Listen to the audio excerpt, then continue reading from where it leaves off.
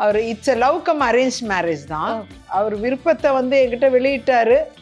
நான் வந்து ரொம்ப ரொம்ப நாள்லாம் பேசவே இல்லை. ரொம்ப பேசி ஊரை சுற்றி ரொம்ப காலம் வருஷக்கணக்காக அதெல்லாம் ஒன்றும் இல்லை. ஓகே நீங்கள் போய் வீட்டில் பேசுங்க அப்படின்ட்டேன். என்னோட டாலாக இருக்கீங்களா அது மட்டும் பார்த்துக்கிறேன். ஒன்றுல எனக்கு ஈக்குவல் ஹைட்டு இல்லைன்னா என்னை விட ஹைட்டாக இருக்கீங்க. என்னை விட ஹைட்டாக இருந்தார். அதனால ஓகே இட்ஸ் ஓகே. கொஞ்சம் குண்டாக இருந்தார். அதை பற்றி எனக்கு அதெல்லாம் கவலை இல்லை. எங்கள் வீட்டில் எல்லாருமே குண்டு தான். அதாவது 2016 எங்கள் ஹஸ்பண்ட் இறந்து ஒரு 10 நாளில் எலெக்ஷனை சந்திக்கிறேன். என்னால் எலெக்ஷனை சந்திக்க முடியுமாங்கிற ஒரு பயங்கரமான மன அழுத்தமும் இது கஷ்டமும் இருந்தது. மக்களோட அந்த அரவணைப்பு தான் என்னை வந்து அந்த கவலையிலேருந்தே வெளியில் வர வச்சுது. என் ஹஸ்பண்ட் இறந்துட்டாருங்கிற மன துக்கமும் கவலையும் ரொம்ப ஆழத்தில் இருந்தது. அது அப்படியே மக்கள் வந்து அப்படியே கொஞ்சம் கொஞ்சம் கொஞ்சம் கொஞ்சமாக வேப்பரைஸ் ஆக வச்சுட்டாங்க. அப்படியே மறக்கடிக்க வச்சாங்க. அவங்களோட அன்பாலையும் ஆதரவாலையும் நான் என்னோட விளவங்கோடு மக்களுக்கு தான் நான் ஒரு கோடி தேங்க்ஸ் சொல்லணும். திருப்பி திருப்பி கட்சி மாறினதெல்லாம் எனக்கு அது பெருசாக தெரியல. ஆனால் என்னோட தொகுதி மக்கள்கிட்டேருந்து என்னை யாரும் பிரிச்சிடக்கூடாதுன்ட்டு இதுதான் இன்னும் இப்போ அந்த ஆதங்கம் ரொம்ப இருக்குது. ஏன்னா அவங்க அந்த அளவுக்கு எங்கள் ஹஸ்பண்ட் இருந்தப்ப எனக்கு அந்த அளவுக்கு மக்கள் தான் சப்போர்ட். எனக்கு அந்த துயரத்தையே வந்து பலமாக மாற்றி காமிச்சாங்க. அது எவ்வளோ பெரிய விஷயம் பாருங்க. இது ஒன்றும் சாதாரண விஷயம் கிடையாது. இன்னைக்கும் நான் அவங்களுக்கு கடமைப்பட்டிருக்கேன்.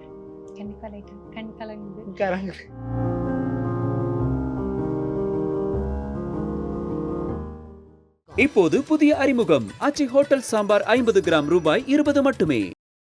இதுல முக்கியமா காதல் திருமணம் பண்ணிருக்கீங்கன்னு கேள்விப்பட்டேன். ஸோ காதல் கதை காலேஜ்ல இருந்து ஆரம்பிச்சதா? இல்லை, அவர் வேற காலேஜ், நான் வேற காலேஜ். நான் லா முடிச்சு 1 இயர் ப்ராக்டிஸ்ல அப்புறம் தான் அவரை மீட் பண்ணேன். அவர் it's a love come arrange marriage தான். அவர் வந்து அவர் விருப்பத்தை வந்து என்கிட்ட வெளியிட்டாரு. நான் வந்து ரொம்ப ரொம்ப நாள்லாம் பேசவே இல்லை. ரொம்ப பேசி ஊரை சுற்றி ரொம்ப காலம் வருஷக்கணக்காக அதெல்லாம் ஒன்றும் இல்லை. எனக்கு பெருசாக பேசுறதுக்கு ஒன்றுமே இல்லை. உங்களுக்கு விருப்பம் இருந்தால் நீங்கள் தயவு செஞ்சு எங்கள் வீட்டில் வேணால் பேசி பாருங்க அப்படின்னு சொல்லிட்டேன்.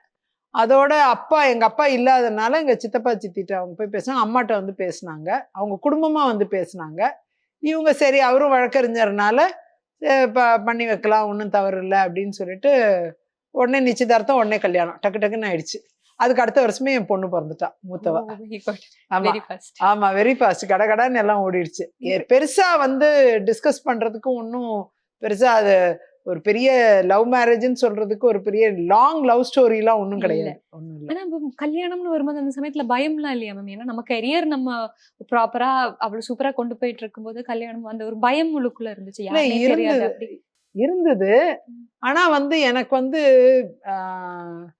சீக்கிரம் கல்யாணம் பண்ணிட்டு போயிட்டா அம்மா கொஞ்சம் பாரம் குறைஞ்சிரும், அது இருந்தது மனசுல. இது எல்லா பெண்களுக்கும் இருக்கிற, அதுவும் ரொம்ப சிரமத்துல இருக்க குடும்பங்கள்ல இருக்கிற பெண்களுக்கு இருக்கிற ஒரு பிரச்சனை இது. இது வந்து எனக்கும் இருந்தது. நம்ம சீக்கிரம் கல்யாணம் பண்ணிட்டு போயிட்டோம்னா அம்மா கொஞ்சம் பாரம் குறைஞ்சிரும். நாமளும் அம்மாவுக்கு என்ன ஹெல்ப்பா இருக்கலாம், உதவியா இருக்கலாம். எங்க ஹஸ்பண்டை நான் போட்ட முதல் கண்டிஷனே என்னன்னா, நான் எங்க அம்மாவுக்கு ஹெல்ப்பா இருப்பேன். அதுல நீங்க எந்த தடையாவும் இருக்கக்கூடாது. உங்களுக்கு தடையா இருப்பீங்கன்னு தோணுச்சுன்னா இப்பயே சொல்லிடுங்க, இந்த கல்யாணத்தை நிறுத்திடலாம் அப்படின்னு சொல்லிட்டேன். அவர் அதெல்லாம் கிடையவே கிடையாது. That is your liberty. அது உனக்கு உண்டான உங்க உரிமை. நீ உழைச்சி உங்க குடும்பத்துக்கு ஏதாவது கொடுக்கணும்னு நீ நினைக்கிறேன்னா, செய்யணும்னு நினைக்கிறேன்னா அது உன்னுடைய விருப்பம். அது குறுக்க நிற்கிறதுக்கு நான் யாருமே கிடையாது. நம்முடைய குடும்பம்னு ஒன்று இருக்கும், அதில் அவங்களும் இருக்காங்க அப்படின்னு சொல்லிட்டு ரொம்ப பாசிட்டிவா எடுத்துக்கிட்டாரு. என் வாழ்க்கையில நிறைய கஷ்டங்கள் சிரமங்களுக்கு மத்தியில ஒரு சில நல்ல மனிதர்களை சந்திச்சோம் அப்படிங்கிற மகிழ்ச்சியும் இருக்கு எங்க ஹஸ்பண்டால. அதனால எங்க அப்பாவை மிஸ் பண்ணது நான் கொஞ்சம் எங்க ஹஸ்பண்ட் மூலமா அதை நிறைவு பண்ணிக்கிட்டேன். ஆனா அவர் ரொம்ப சப்போர்ட்டா இருந்தாரு. He was very supportive. இப்ப கல்யாணம் பண்ண அந்த சமயத்துல இருந்துச்சு எனக்கு இப்படிப்பட்ட ஒரு கணவர் தான் வேணும், அந்த மாதிரி எல்லாம் இருந்து இல்ல, அந்த மாதிரி எதுவுமே இல்லை எனக்கு. அந்த மாதிரி எந்த ஒரு டிசைனுமே என் மைண்ட்ல இல்லை. ரொம்ப ரொம்ப சிம்பிளா இருந்தது. வந்து முதல்ல கேட்டாரு, சரின்ட்டேன். ஓகே நீங்க போய் வீட்டுல பேசுங்க அப்படின்ட்டேன். என்னோட டாலா இருக்கீங்களா அது மட்டும் பாத்துக்கிறேன். ஒண்ணுல எனக்கு ஈக்குவல் ஹைட்டு இல்லைன்னா என்னை விட ஹைட்டா இருக்கீங்க. என்னை விட ஹைட்டா இருந்தாரு. அதனால ஓகே இட்ஸ் ஓகே. கொஞ்சம் குண்டா இருந்தாரு.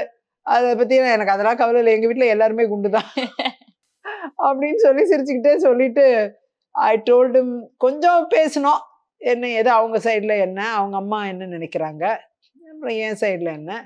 அதுக்கப்புறம் நான் எங்கள் வீட்டில் பேச சொல்லிட்டேன்.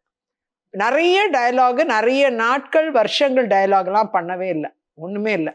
சும்மா சிம்பிளாக ஒரு ஃபியூ மந்த்ஸ் தான். அதுக்குள்ள நிச்சயதார்த்தம் ஆகி கல்யாணம் ஆகி குழந்தையும் பிறந்துருச்சு. ரொம்ப வேகமா ஓடிடுச்சு. உங்க 2 பேரோட அரசியல் பொலிட்டிக்கல் இது எப்படி இருந்துச்சு? நம்ம 2 பேருக்கும் நம்ம வித்தியாசமான ஒப்பீனியன்ஸ் இருந்துச்சா ஆர் சேம் ஒப்பீனியன்ஸ்? எப்படி வீட்ல எப்படி அரசியல் இருந்துச்சு? வீட்ல அரசியல் பெருசா இருக்காது. வீட்ல அரசியல் ரொம்ப பேசவே மாட்டோம். ஆனா நான் எங்க ஹஸ்பண்ட நிறைய நடக்கிற எல்லா விஷயமும் சொல்லுவேன். இப்படி இப்படி இருக்கு, இப்படி இருக்கு, என்னென்ன பிரச்சனை இருக்கு எல்லாமே சொல்லுவேன். சில நேரம் அவர் ஒரே வார்த்தை தான் சொல்லுவாரு. அது உள்ள இருக்கிற இன்ட்ரிகசி என்னால புரிஞ்சுக்க முடியாது. அதோட இது என்ன, தாக்கம் என்னங்கிறது நம்மளால அண்டர்ஸ்டாண்ட் பண்ண முடியாது. ஸோ அப்படி ஒரு பதிலை என்கிட்ட இருந்து நீ எதிர்பார்க்கவும் முடியாது. இப்போ உன்னோட ஒரு பிரச்சனை இருக்குன்னா அந்த பிரச்சனைக்கு ஒரு பதிலை நீ என்கிட்ட இருந்து இந்த மாதிரி பதில் வந்தா நல்லா இருக்கும்னு நீ நினைக்கலாம். இல்லைன்னா இந்த மாதிரி பதில் ஏதாவது ஒரு பதில் கொடுப்பாங்களா அப்படிங்கிற எதிர்பார்ப்பு உனக்கு இருக்கலாம். ஆனா அது பதில் சொல்ற இடத்துல நான் இருக்க மாட்டேன். காரணம், எனக்கு அது உள்ளார்ந்த பிரச்சனை என்னன்னு அரசியல்ல மட்டும் தெரியாது. ஏன்னா எனக்கு அரசியல் அனுபவம் எனக்கு இல்லை. அதனால அவருக்கு அரசியல்ங்கிறது புரிதல் இருக்கும் தவிர பிரச்சனைகளுக்கு பதில் அவர்கிட்ட இருந்து வரும்ட்டு எதிர்பார்க்காதுன்னு சொல்லிடுவார். நீயா டிசைட் பண்ணு, நீயே ஒரு முடிவுக்கு வா, அதான் கரெக்டா இருக்கும். உன்னை சுத்தி நடக்கிறது உனக்கு மட்டும்தான் தெரியும். அதனால ஆனா உனக்கு ஒரு ஃபீல் குட் ஃபேக்டர் இருக்கணும் அப்படின்னு ஃபீல் பண்ணனா நீ என்கிட்ட பகிர்ந்துக்கோ. பட் பதில நீ கான்கிரீட்டா இன்ன பதில்னு எதிர்பார்க்காத. சஜஸ்டிவா தான் இருக்க முடியுமே தவிர கான்கிரீட்டா சொல்ல முடியாது அப்படின்பாரு. அவர் சொன்னது உண்மை. யாராலையுமே நம்மளோட பிரச்சனைக்கு, எந்த பிரச்சனைக்குமே, இது மனித வாழ்க்கையின் அடித்தளமே இதுதான், இயல்பு. யாராலுமே நம்ம பிரச்சனைக்கு பதில் சொல்ல முடியாது, தீர்வு காண முடியாது. சில நேரங்கள்ல நாம தான் அதுக்கு தீர்வா இருப்போம். ஆகையால நாமளே அதை சிந்திச்சு ஒரு தீர்வுக்கு கொண்டு வரணும். உனக்கு அதோட கல்வி இருக்கு, அதோட அறிவு இருக்கு, ஞானம் இருக்கு, அனுபவம் இருக்கு, அதனால அதை தீர்வுக்கு நீயே கொண்டு வரலாம் அப்படிங்கிறது அவர் சொல்லுவார். ஆனா ரொம்ப லெஜிட்டிமேட்டா ஆன்சர் பண்ணுவார் எல்லாத்துக்குமே. என்கிட்ட எனக்கு பிடிச்ச விஷயமே அதுதான். நம்மளுடைய சிந்தனையை தகர்க்க மாட்டாரு. அதை ஊக்கி வைக்கிற இடத்துல தன்னால இயன்றதை செய்வாரு. அதே நேரம் அதை தட்டி கழிக்கிற இடத்துல எதையுமே செய்ய மாட்டார். ரொம்ப கேர்ஃபுல்லா ஹேண்டில் பண்ணுவார். இப்போ அரசியல்ல இருக்கிற முக்கியமா பெண்கள் அரசியல்ல இருக்கும்போது அவங்களுக்கு பர்சனல் லைஃப் அவங்க ஹேண்டிலே பண்ண மாட்டாங்க. ஃபுல் டைம் இல்ல தான் இருப்பாங்க. பர்சனல் லைஃப் ஒன்று இருக்காது, ஃபேமிலி லைஃப் ஒன்று இருக்காதுங்கிற மாதிரி ஒரு பார்வை இருக்குல்ல மேம்? உங்களுக்கு ஒரு ஃபேமிலி லைஃப், அதாவது வெளில இவ்வளோ பிஸியான ஒரு பொலிட்டீஷியனா இருந்தாலும் உள்ள ஒரு ஃபேமிலி லைஃப்ங்கும் போது விஜயதாரணி மேம் எப்படி இருப்பாங்க? வீட்டில் எப்படி இருப்பாங்க? வழக்கறிஞர் தொழிலையும் சரி, அரசியலையும் சரி கொஞ்சம் வெளியில வைக்க ட்ரை பண்ணுவேன். ஆனா அது எப்படியாவது ஃபோன் மூலமா உள்ள வந்துடும். நம்மளால ஒண்ணுமே பண்ண முடியாது. அந்த போனை தூக்கிக்கிட்டு நாம நம்ம பிரச்சனைகளை நம்ம பேசிக்கிட்டே சுத்திக்கிட்டே இருப்போம். அப்ப நம்ம பொண்ணோ பையனோ சில நேரங்கள்ல சொல்ற விஷயங்கள் நம்ம காதுல ஏறாது. நம்ம அம்மா நம்மகிட்ட சொல்ற விஷயங்கள் நம்ம காதுல ஏறாது. நம்ம பிரச்சனைகள் மட்டும் நமக்கு ஓடிக்கிட்டே இருக்கும். அது அப்படி கொஞ்சம் ஃபேமிலியை மிஸ் பண்ணியிருக்கேன். அது நான் ஃபீல் பண்ணுவேன் எப்பயுமே. ஐயோ நம்ம மிஸ் பண்ணுறோன்ட்டு நான் ஃபீல் பண்ணியிருக்கேன். என் ஃபேமிலியும் என்னை மிஸ் பண்ணியிருக்கு. நான் அது இல்லைன்னே சொல்ல மாட்டேன். ஆனால் அதே நேரம் ஃபேமிலிக்குன்னு கான்ட்ரிபியூட் பண்ணுற எல்லா விஷயத்துலையும் கரெக்டாக இருந்திருக்கேன், நேர்மையாக இருந்திருக்கேன். யார் யாருக்கு எந்த நேரத்தில் என்ன செய்யணுமோ அது எல்லாத்தையுமே கரெக்டாக செஞ்சுருக்கேன். எதையுமே தட்டி கழிச்சது கிடையாது. அவங்கவுங்க மனநிலைக்கு ஏற்றாற் போல விஷயங்களை செய்வேன். பிடிச்ச மாதிரி அவங்க சந்தோஷப்படுற மாதிரி வச்சுக்குவேன். இருக்கிற ஒரு வாழ்க்கையை நாம் எவ்வளோத்துக்கு எவ்வளோ முடிந்த பங்களிப்பை செய்வோம் அப்படிங்கிற அந்த டைம் கான்ட்ரிபியூஷன் ஓரளவுக்கு தந்திருக்கேன். ஆனால் அது விசிபிளா இல்லை. காரணம், நம்ம வேற நிறைய விஷயங்களை செய்யறதுனால அது தெரிய மாட்டேங்குது. அது ஃபேமிலிக்கு நம்ம கான்ட்ரிபியூட் பண்றத ஃபேமிலி மெம்பர்ஸே ரெக்கக்னைஸ் பண்ணாத ஒரு சூழ்நிலை இருக்கும். ஆனால் இப்பப்போ ஷி ஹஸ் கான்ட்ரிபியூட்டட், அப்பா இல்லைனாலும் she has done so much அப்படிங்கிறத இப்பப்போ சில்ட்ரனும் சரி மதரும் எல்லாரும் ரியலைஸ் பண்றாங்க, புரிஞ்சுக்கிறாங்க. ஐ திங்க் அவ்வளோதான் முடியும். ஒரு மனுஷனுக்கு மேக்ஸிமம் 24 hours தான். அந்த 24 hours எதுக்கு என்ன செய்ய முடியுமோ அவ்வளோதான் பண்ண முடியும். இல்லைன்னா அடுத்த நாள் வந்துடும், அடுத்தடுத்த நாள் வந்துடும், அடுத்தடுத்த மாதங்கள் அடுத்தடுத்த வருடங்கள் வந்துடும், ஒன்றுமே செய்ய முடியாது. ஆகையால இது இப்படி தான் போகும். அதுக்குள்ள நம்ம வாழ கற்றுக்கணும். மேக்சிமம் மனசுக்கு சந்தோஷப்படுற விஷயங்களை நாம் என்ன செய்யணும்னு நினைக்கிறோமோ, குடும்பத்தின் மூலமாக கிடைக்கிற சந்தோஷம் 1% இருந்துச்சுன்னா, மக்களின் மூலமாக கிடைக்கிற சந்தோஷம் 99% இருக்குது. அப்போ மனசு வந்து அங்கே தானே போகுது, ஆட்டோமேட்டிக்காக அங்கே தான் போகுது.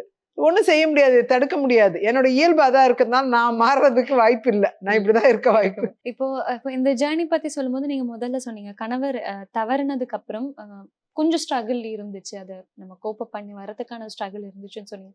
ஸோ அந்த ஒரு ஃபேஸ் நீங்க பொலிட்டீஷியனா நீங்க அந்த சோஷியல் ஒர்க் நீங்க பண்ணணும், நீங்க வெளியே இருக்கணும், எல்லாரும் கண் முன்னாடியும் நீங்க இருக்கணும்னு சொல்லும்போது எப்படி அந்த ஹேண்டில் பண்ணீங்க மேம் அந்த சமயம்? அதாவது 2016 எங்க ஹஸ்பண்ட் இறந்து ஒரு 10 நாள்ல எலெக்ஷனை சந்திக்கிறேன். என்னால எலெக்ஷனை சந்திக்க முடியுமாங்கிற ஒரு பயங்கரமான மன அழுத்தமும் இது கஷ்டமும் இருந்தது.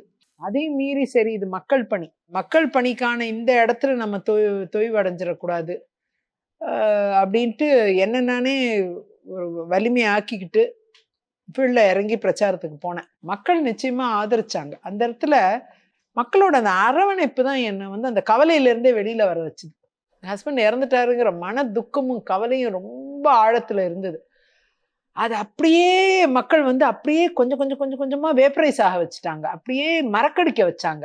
அவங்களோட அன்பாலையும் ஆதரவாலையும் நான் என்னோட விளவங்கோடு மக்களுக்கு தான் நான் ஒரு கோடி தேங்க்ஸ் சொல்லணும். திருப்பி என்னோட அந்த இழப்பை நிறைவு செஞ்சது என்னோட விளவங்கோடு மக்கள் தான். அவங்க தான் என்கிட்ட அவங்க காமிச்ச அன்புல தான் ஆதரவுல தான் என்னால் பிடிச்சு நிற்க முடிஞ்சது. ஒரு சர்ச்சஸ்லையும் ஒரு கோவில்கள்லையும் ஒரு மசூதிகள்லையும் எல்லா இடத்துலையும் பார்த்தீங்கன்னா எனக்காக ப்ரேயர் பண்ணாங்க. அப்படி மக்கள் வந்து என்னோட பயணிச்சதும் அங்கே இருக்கிற ஒரு ஆலயங்களும் என்னை ஆதரிச்சதும் நான் உண்மையாகவே இந்த நேரத்தில் வந்து ரொம்ப கடமைப்பட்டிருக்கேன். அதனால தான் என்னுடைய உளப்பூர்வமான ஆசையும் அன்பும் அங்கே நிறைஞ்சு அங்கே இருக்குது. என்னால் அவங்கள விட்டு பிரியறத நினைக்கிறது இப்போ நினச்சே பார்க்க முடியல. பிரிச்சிருவாங்கங்கிற ஒரு சூழ்நிலை வந்துச்சு. காங்கிரஸில் வந்து மீண்டும் 4வது தடவை சீட்டு தரமாட்டேங்கிற சூழ்நிலை வந்துருச்சு. என்னை நிச்சயமாக கொடுக்காம பிரிச்சிருவாங்க அப்படிங்கிற அந்த மனநிலை வரும்போது தான் அதுவும் ஒரு காரணம். எனக்கு அந்த I am so attach to them. நான் அவங்கள விட்டு பிரிஞ்சிடக்கூடாது. சரி, பிஜேபிங்கிற கட்சிக்கு வரும்போது மீண்டும் அவங்களோட எனக்கு இணைஞ்சு போகிற ஒரு வாய்ப்பு கிடைச்சிரும், அதை நான் மிஸ் பண்ணிடக்கூடாது அப்படின்னு சொல்லி தான் சரி எனக்கு பிஜேபிக்கு வந்தது கூட எனக்கு அதனால ஒரு ப்ளஸ் இருக்குது. மீண்டும் என்னோட மக்களோட என்னால் இணைஞ்சு வாழ முடியும். அதுக்கும் நான் வழியை தேடிக்கிட்டேன். கட்சி மாறதெல்லாம் எனக்கு அது பெருசாக தெரில. ஆனால் என்னோட தொகுதி மக்கள்கிட்டேருந்து என்னை யாரும் பிரிச்சிடக்கூடாதுன்ட்டு இதுதான் இன்னும் இப்போ அந்த ஆதங்கம் ரொம்ப இருக்குது. ஏன்னா அவங்க அந்த அளவுக்கு எங்கள் ஹஸ்பண்ட் இருந்தப்ப எனக்கு அந்த அளவுக்கு மக்கள் தான் சப்போர்ட். எனக்கு அந்த துயரத்தையே வந்து பலமாக மாற்றி காமிச்சாங்க. அது எவ்வளோ பெரிய விஷயம் பாருங்க. இது ஒன்றும் சாதாரண விஷயம் கிடையாது. இன்னைக்கும் நான் அவங்களுக்கு கடமைப்பட்டிருக்கேன். கண்டிப்பா லைட்டா கண் கலங்குது. இப்போ நம்ம இப்போ அவங்க லைஃப் பத்தி பேசும்போது நிறைய லைஃப் பார்த்துருப்பீங்க மேம். நீங்க இப்போ நீங்க ஒரு இமோஷனல் இதுல சஃபர் ஆகி வரும்போது இங்க வந்து மக்கள் சைட்ல இருந்து அவங்களோட லைஃப் இன்னும் ஒவ்வொருத்தவங்களோட லைஃப் ஒவ்வொரு மாதிரி இருக்கும். அது எப்படி அது ஹேண்டில் பண்றதுங்கிற ஒரு விஷயம் இருக்குல்ல மேம். அவங்கள பொறுத்த வரைக்கும் ஒரு பிரச்சனையை எடுத்துட்டு ஒருத்தவங்க வரும்போதே இப்போ என்னோட ஆஃபீஸை நாடி வர்றதோ இல்லைன்னா என் கைபேசியில் கூப்பிடுறதோ வரும்போது அவங்க பிரச்சனையை பொறுமையாக லிசன் பண்ணுவேன். லிசன் பண்ணிட்டு சட்ட ரீதியான தீர்வு என்னன்னு ஃபர்ஸ்ட் அதுதான் தலைக்கு வரும். அது சட்டம் தெரிஞ்சவங்களுக்கு தான் அது வரும், எல்லாருக்கும் வராது. சட்ட ரீதியான தீர்வு என்னங்கிறத கண்டுபிடிச்சிட்டேன்னா அது எப்படியாவது சாதிச்சு கொடுத்துருவேன். யார்கிட்ட பேசணுமோ உடனே அடுத்த ஃபோனை எடுத்து பேசி அந்த பிரச்சனையை தீர்வு கண்டு இவங்களை அங்கே போக வச்சு என் லெட்டரை கொடுத்து உடனே சால்வ் பண்ணுவேன். இதுதான் எனக்கு வந்து மக்கள் பிரச்சனையை தீர்ப்பதற்கான மிகப்பெரிய வெற்றியாக அமைஞ்சிருக்கு. இது வரைக்கும் நான் அதில் ஃபெயிலே ஆகலை. ஆகையால் இந்த அணுகுமுறை நீங்கள் பார்த்தீங்கன்னா ஒரு திடமான அணுகுமுறை. அவங்க நம்ம மேலே காமிக்கிற அன்புக்கு நம்மளால செய்ய முடிஞ்சது. யார் வந்தாலும் எந்த கட்சிக்கார் வந்தாலும் அவங்களுக்கு எல்லாருக்கும் எல்லா உதவியும் நடக்கும். அதெல்லாம் இந்த கட்சியை சார்ந்தவங்க அந்த கட்சியை நேற்று என்ன இந்த மைக்கை பிடிச்சி இந்த ஆள் திட்டினாரு அப்படிம்பாங்க என்கிட்ட வந்து. பரவாயில்ல வாங்க சார் உங்கள் பிரச்சனை என்ன சொல்லுங்க. திட்டினவங்களா இருந்தாலும் நான் அதை பற்றி கவலைப்பட மாட்டேன். ஏதோ ஒரு பிரச்சனைனால்தான் நம்மளை நாடி வந்திருக்காங்க, அதனால அவங்க பிரச்சனையை சால்வ் பண்ணுவோம். நாளைக்கும் திட்டுவீங்கன்னா நான் என்ன செய்ய முடியும்? சரி போய் திட்டினா திட்டிக்கிங்க. ஆனா உங்க பிரச்சனையை தீர்த்தேங்கிறது உங்க மனசுக்கு தெரியும் இல்லையா? அதானே முக்கியம். அந்த மாதிரி அவங்க பிரச்சனைகளை தீர்க்கறதுக்கு முயற்சி எடுப்பேன் பாருங்க, அதுவே எனக்கு ரொம்ப மகிழ்ச்சியை தரும். அதுல வெற்றி கண்டுட்டா இன்னும் பன்மடங்கு மகிழ்ச்சி. நல்ல தூக்கம் வரும் அன்னைக்கு. ஒரு 4 விஷயம் 4 பேருக்கு செஞ்சிருந்தேன்னா அன்னைக்கு தூக்கமே வந்து சாதாரண தூக்கமா இருக்காது, கூட 1 hour எக்ஸ்ட்ரா தூங்கியிருப்பேன். அவ்வளோ மகிழ்ச்சியா இருக்கும். சீக்கிரம் தூக்கம் வராது நம்ம படுத்த உடனே. ஆனா இந்த மாதிரி ஒரு 4-5 விஷயங்களை செஞ்சுட்டோங்கிற ஒரு நிறைவு இருக்கு பாருங்க, அது வந்து உடனே அந்த நம்மளை வந்து அந்த ஸ்லீப்பை வந்து உண்டாக்கிறோம். அது மெடிக்கலி அது கரெக்டுன்னு நினைக்கிறேன். அது நம்மளுடைய எமோஷன்ஸை வந்து நம்ம பிரெயின்ல வந்து இது பண்ணோம், தூண்டும்னு நினைக்கிறேன். அது வந்து தூக்கத்தை நல்லா வர வைக்கும். ஒரு நிறைவு, அந்த நிறைவு ஏற்படுது. அந்த நிறைவுங்கிறது அந்த மக்கள்கிட்ட இருந்து தானே வருது. உமன் பாலிடிக்ஸ்குள்ள வராங்கும் போது இப்ப நிறைய பேர் நிறைய ஸ்ட்ரகிள்ஸ் நம்ம சொல்லி கேட்டிருக்கோம் இல்லையா? அந்த மாதிரி உங்க பொலிட்டிக்கல் ஜேர்னில என்ன மாதிரி ஸ்ட்ரகிள் ஃபேஸ் பண்ணிருக்கீங்கன்னா, நார்மலா அரசியலுக்கு வந்தாலே நம்மள சப்ரஸ் பண்றதுக்கு நிறைய பேர் இருப்பாங்கங்கும்போது அங்க ஒரு உமனா ஒரு ஸ்ட்ரகிள் அந்த மாதிரி ஃபேஸ் பண்ணிருக்கீங்களா? நிறைய பண்ணியிருக்கேன், நிறைய. அதாவது இப்போ மகளிர் அணி தலைவரா போட்ட உடனேயே தலைவருக்கு பிரச்சனை இருக்கும். போட்டியா இவங்க நிறைய பேசுறாங்க, மீடியால இவங்க முக்கியமான ஆளா இருக்காங்க அப்படிங்கிறப்ப நமக்கு அந்த தளம் வந்து சுருங்குறதுக்கு என்ன வழியோ அதை பண்ணுவாங்க. அடி வச்சு முதல்ல இந்த போஸ்டை விட்டு என்னை கழட்டினாங்க. அது மாதிரி நம்ம மேற்கொண்டு ப்ரொசீட் ஆக விடாம தடுக்கிறது. சட்டமன்ற கட்சி தலைவரை ஜெயிக்கிறேன், அப்படியும் சீனியர் ஒருத்தருக்கு தான் கொடுத்தாகணும்னு சொல்லி பிடிவாதமா மாநில தலைவரோட தலையீட்டினால அதுவும் தரல. மறுபடியும் 2வது தடவை ஜெயிக்கிறேன், அப்ப இப்ப இருக்கிற மாநில தலைவருக்கு கொடுத்துட்டாங்க. இப்படி ஒவ்வொரு தடவையும் நம்ம போராடி நம்ம ஜெயிச்சு வந்து போராடி நியாயமான முறையில வரணும்னு வரும்போது நமக்கு அது கிடைக்காது. ஏன் பெண்களால செய்ய முடியாது, பெண்களால இது முடியாது, பெண்களால அது முடியாது, நேரா சொல்றதை என் காதாலே கேட்டிருக்கேன். அதுதான் எனக்கு ஆச்சரியமா இருக்கு. இந்த காலத்துல இப்படியும் பேச முடியுதான்ட்டு. ஆனா பேச முடியுது. ஏன்னா பப்ளிக்கா வந்து அது பேச தைரியம் அவங்களுக்கு கிடையாது. ஆனா அதே நேரம் இது நம்ம காதுபடவே பேசியிருக்காங்க. ஸோ எனக்கு இவ்வளவுத்தையும் தாண்டி நாம வந்து போராடி நம்ம வரோம்னா நிச்சயமா நமக்கு வந்து தெய்வமும் மக்களும் நமக்கு துணையா இருப்பாங்க அப்படிங்கிற நம்பிக்கையில பயணிக்கிற ஒரு அரசியல்வாதி நான். என்னால இவ்வளவுதான் சொல்ல முடியும் இதை பத்தி. ரொம்ப நன்றி மேம். உங்களோட I am also very thankful that I had a wonderful time talking a lot of things about me and my past and my present and my future. I'm really happy and thanks a lot. ரொம்ப நல்லா இருந்துச்சு இந்த interview. எனக்கு ரொம்ப பிடிச்சதா இருந்தது. ரொம்ப அழகா கேள்வி கேட்டீங்க, எனக்கு நிறைய வாய்ப்பை கொடுத்தீங்க. ரொம்ப நன்றி.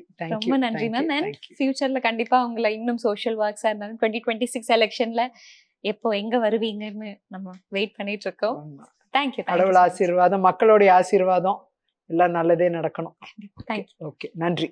தேங்க்யூ.